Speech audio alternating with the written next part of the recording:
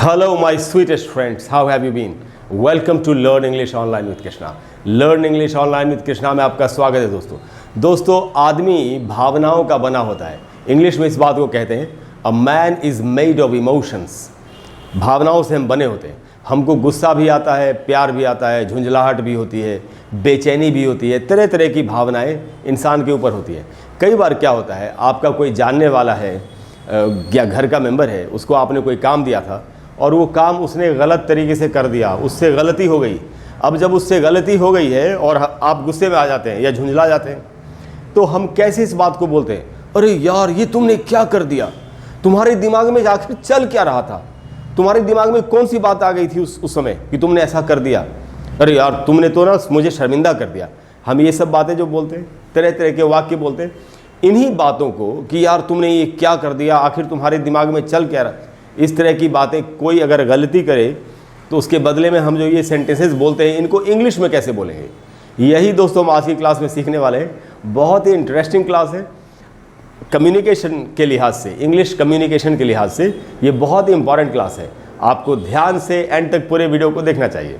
तो आज का टॉपिक मैंने आपको बता दिया। टॉपिक है दोस्तों आज का when someone has made a mistake. अगर किसी ने कोई गलती कर दी है तो बदले में हम ये सब जो बोलते हैं, आखिर how could you do such a thing, आखिर तुम ऐसा काम कर कैसे सकते हो। तो इन बातों को कैसे बोलेंगे, एक एक करके सारे सेंटेंसेस आपको बताता हूँ। देखिए पहला सेंटेंस है, नाराज़ होने के बाद कोई बोल रहा है, how could you do such a thing, अरे यार तुम ऐसा काम कर कैसे सकते हो, मुझे तो बहुत हैरानी हो रही है, आखिर तुमने ऐसा काम कर कैसे दिया। या इसी में आप एक वर्ड जोड़ सकते हैं, सिली। कैसे, how could you do such a silly thing, इस तरह की बेवकूफ़ी भरी हरकत तुम कैसे कर सकते हो। पहला सेंटेंस ये था दोस्तों। दूसरा सेंटेंस हम बोलते हैं ना, आखिर तुम्हारे दिमाग में चल क्या रहा, तुम सोच क्या रहे थे कि तुमने ऐसी गलती कर दी। What on earth were you thinking? What on earth were you thinking? देखिए दोस्तों, ये जो फ्रेज है what on earth, इसका मतलब होता है क्या। ये सिर्फ एक बोलने, जैसे आप बोलते ना, हम क्या बोल सकते थे, what were you thinking, तुम क्या सोच रहे थे, हम ऐसे तो बोल ही सकते हैं। ये उसी बात को जोर दे के कहने के लिए हम कहा जा रहा है what on earth। जैसे हम बोलते हैं ना what the hell were you thinking, ऐसे भी बोल सकते हैं। बट what the hell हर जगह नहीं बोला जा सकता। आप गुस्सा भी दिखाना चाहते हैं और अपनी भाषा को साफ सुथरा भी रखना चाहते हैं, तो मैं वैसे भी आपको बता रहा हूँ, कभी भी कम्युनिकेशन में अगर आप नाराज़गी भी दिखाना चाहते हैं लेकिन अपनी ज़ुबान को साफ सुथरा रखना चाहते हैं, तो what the hell की जगह पर आप what on earth का इस्तेमाल कर सकते हैं। तो वही बात यहाँ कही जा रही है कि what on earth were you thinking, अरे यार आखिर तुम सोच क्या रहे थे। उसके बाद दोस्तों यहाँ कहा उसने what possessed you to do that। possessed you का मतलब क्या है, जो जैसे भूत प्रेत पकड़ लेते हैं जब लोगों को, ऐसा कहते हैं लोग, तो हम उसको बोलते हैं he is possessed, यानी उसको भूत लगा हुआ है, उसके ऊपर भूत सवार हो गया है, he is possessed। possession, possessive, ये सब वर्ड तो आप जानते ही हैं। possessed का एक मीनिंग ये भी होता है, possessed की और भी मीनिंग्स हो सकती है। यहाँ जो मीनिंग है वो ये है कि आखिर कौन सी चीज़ तुम्हारे ऊपर सवार हो गई थी, क्या तुम्हारे ऊपर कोई आत्मा सवार हो गई थी कि तुमने ऐसी गलती कर दी, ये कहा जा रहा है। What possessed you, आखिर तुम्हारे ऊपर कौन सी चीज़ सवार हो गई थी, कोई भूत लग गया था क्या तुम्हें। What possessed you to do that। उसके बाद दोस्तों उसी से मिलता जुलता है, What got into you। What got into you, यार आखिर तुम्हारे दिमाग में ऐसी कौन सी बात आ गई थी कि तुमने इतनी बड़ी गलती कर दी, तुमने ये काम कर दिया। What got into you। अच्छा दोस्तों, ये सब बहुत ज़्यादा नेटिव स्पीकर्स के द्वारा इस्तेमाल किए जाने वाले, अंग्रेज़ों के द्वारा, जिनकी मातृभाषा अंग्रेज़ी है, उनके द्वारा इस्तेमाल किए जाने वाले सेंटेंसेस हैं। इनमें से अगर आप 4-5 भी याद कर लें तो आपका काम बन जाएगा।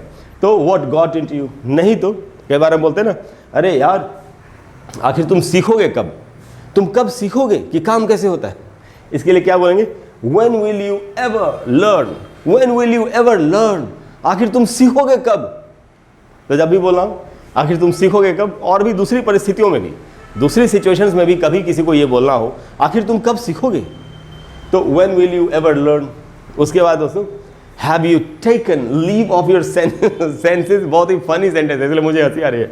हम बोलते हैं ना, आखिर तुम्हारा दिमाग छुट्टी पे चला गया है क्या तुमने दिमाग को छुट्टी पर भेज दिया है क्या कि सोच नहीं सकते, सीधा सीधा बिल्कुल स्ट्रेट सोच नहीं सकते, इतनी बड़ी गलती कर दी। क्या कहा जाए दोस्तों, have you taken leave of your senses.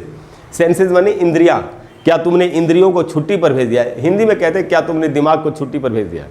उसके बाद दोस्तों, are you out of your mind, are you out of your freaking mind, बोलते ना, क्या तुम्हारा दिमाग खराब हो गया है, दिमाग ने काम करना बंद कर दिया है क्या? Are you out of your mind.